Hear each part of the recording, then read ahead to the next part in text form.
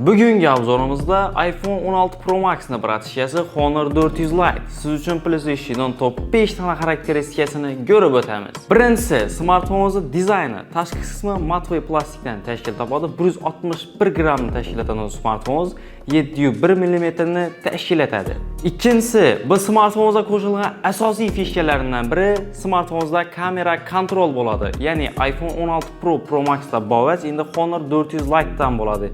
Ya'ni bir marta bosadigan bo'lsangiz kamera giradi, yana bir marta bossangiz rasmga tushiradi va o'sha kamera kontrolini o'zida zoom etsangiz ham bo'ladi. Ya'ni yaqinlashtirsangiz bo'ladi, uzoqlashtirsangiz bo'ladi. Uchinchisi, smartfonimiz displeyi. Smartfonimiz displeyi boshqa smartfonlarga qaraganda 3 baravar yorug'ligi balandroq bo'ladi. Ya'ni 3500 nitni tashkil etadi.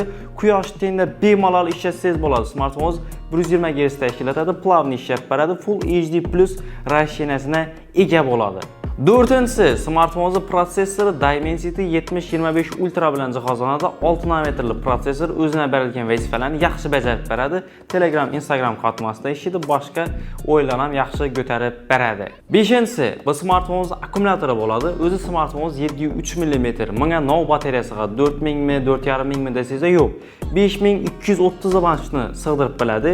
Bir kun internet bilan xizmat izlasa, 1,5 kun internetsiz xizmatingizni aytib beradi. 35 wattli booster zaryadkasi bilan 50 minutda 60 minutda telefoningizni to'liq zaryadlab olsak bo'ladi. Sizlarni Texnobozorning asosiy filiali Urganch filialida, Parkyanday filialimizda, Ko'shyo'pir filiallarida kutib qolamiz. Xayr, salomat bo'ling.